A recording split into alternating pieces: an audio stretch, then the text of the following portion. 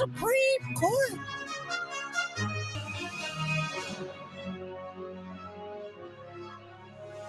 That was the South Park character Towelie heading to Washington, D.C. and seeing what it's devolved into under Trump. The White House just got humiliated in South Park's most insane episode yet.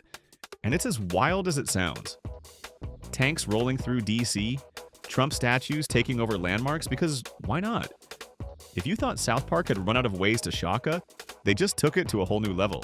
Wow! Washington Memorial! Ooh, the Capitol! South Park just turned Washington, D.C. into a war zone. We've seen the real world flirt with militarization in cities, but South Park takes it to a whole new level. The streets are crawling with tanks, soldiers everywhere, and checkpoints like you're entering some kind of dystopian nightmare. The White House? It's not just a political hub anymore, it's a full-on fortress under siege. Barbed wire, armed guards, and gates? The whole 9 yards. Oh, wow! You didn't stay.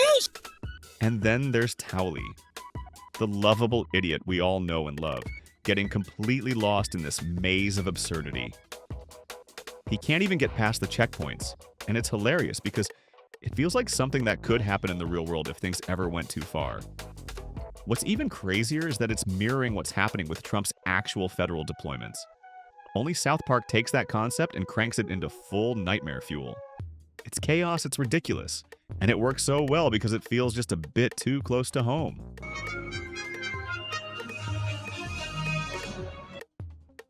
Then there's the real kicker, the monuments.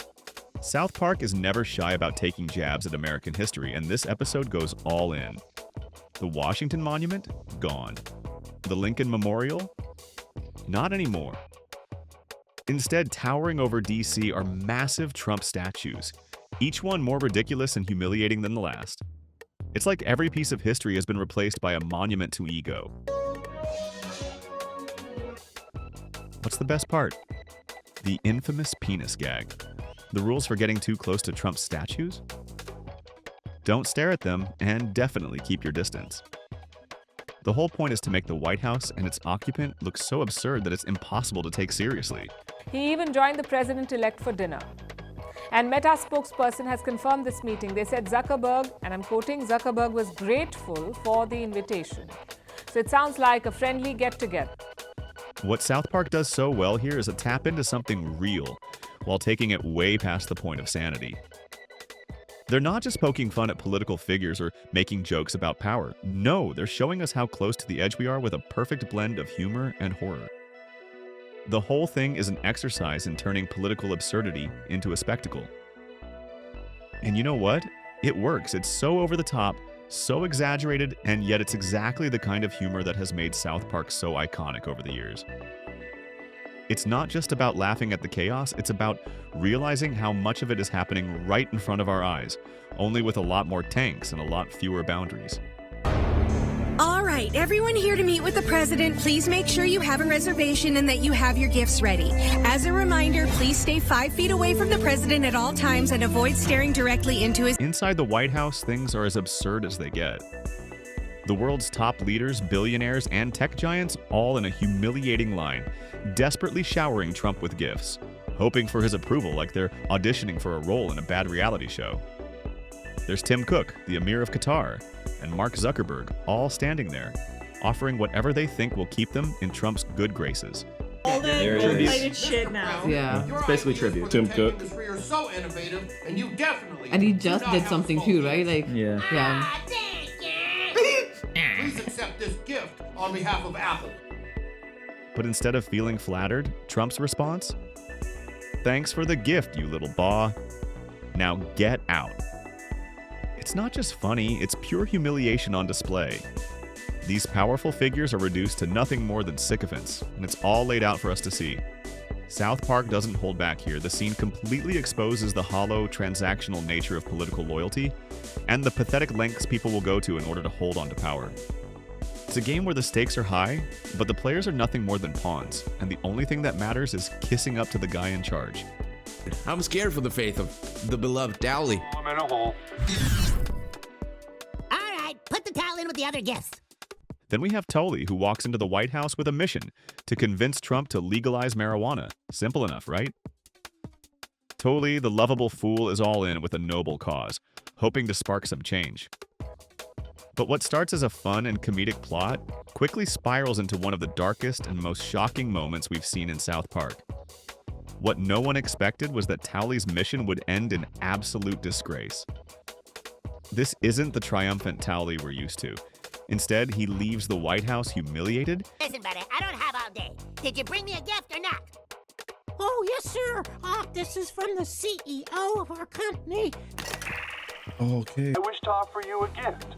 This incredible towel. Hey, what? I'm sure it will I'm in a hole. Oh. All right, put the towel in with the other gifts.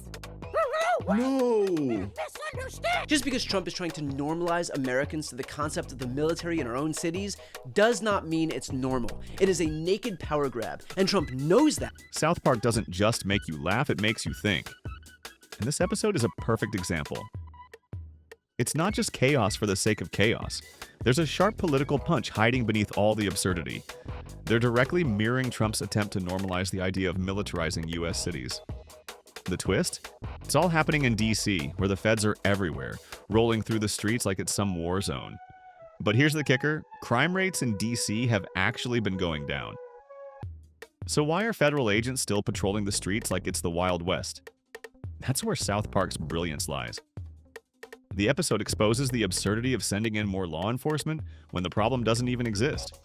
Is everything so militarized the way South Park presents it? Do you go outside and you see the National Guard all over the place? Well, I guess this is related to the fact that Trump was trying to clean up DC, right? Now, if you thought past seasons of South Park were edgy, season 27 completely blows that out of the water. It's like the show went nuclear, and it's impossible to ignore. Unlike the usual approach of roasting everyone equally, this season is sharper, more partisan, and doesn't shy away from going after one target: Trump. They've completely broken away from their old formula, and it's evident from the very first episode. No more playing it safe. South Park dives straight into federal crackdowns, immigration policies, and headline-making controversies without hesitation. Hundreds of members of the D.C. National Guard and some of their military vehicles at Union Station, where visitors coming into D.C. arrive, and along the National Mall between the Washington Monument and the Lincoln Memorial, primarily a destination for... They're not just poking fun, they're making bold, politically charged statements that feel more pointed than ever. Fans are loving it, and it's clear that this is the most politically aggressive South Park has been in years. The stakes are higher, the jokes hit harder, and the show's not holding back at all. If you thought the old South Park formula was enough, think again. Season 27 is here to remind us all that no one is safe, and that includes Trump himself. We're terribly sorry. Whereas South Park, the LA Times says, is one of the most lucrative television series in the world. This $1.5 billion deal that Paramount inked. South Park's Season 27 is breaking records like it's nothing. The premiere episode alone hit 6 million cross-platform viewers, marking the show's biggest audience in 25 years. And if you thought that was impressive, episode 2 came in even hotter, surpassing the first with 6.2 million viewers, making it the highest audience share ever. This isn't just a fluke. South Park is clearly not slowing down. In fact, it's stronger than ever. The explosive ratings prove it. South Park still knows how to grab our attention. What's keeping everyone glued to the screen? It's the perfect mix of humor, controversy, and cultural relevance. The show is hitting hard with topics that everyone's talking about, and in a way that only South Park can. It's clear that despite all the craziness happening in the world, South Park has managed to stay ahead of the curve in both comedy and social commentary. Night, and the show savagely came for Donald Trump. There was this bit of Donald Trump in bed with Satan. There were quips made about what Donald Trump is working with below the belt. There was a Jeffrey Epstein. And it's not just the viewership numbers that are exploding. Social media is buzzing with clips, memes, and debates about this episode. The White House humiliation? It's all anyone can talk about. Longtime fans are calling this a return to South Park's glory days, when the show wasn't afraid to go after anything and everything without hesitation. South Park is so back, and nobody is safe from their scorn. There's no holding back, no matter how controversial the topic. Even younger audiences who may not have caught on earlier are rediscovering South Park thanks to its bold, in-your-face satire. And it's resonating. The show's fearlessness in tackling the most chaotic political times in recent memory proves it's still setting the tone for comedy. So, the big question is, which scene truly humiliated the White House the most? The tanks on Pennsylvania Avenue, the Trump monument swap, the VIP gift parade, or Towley's shocking moment? Let us know what you think in the comments.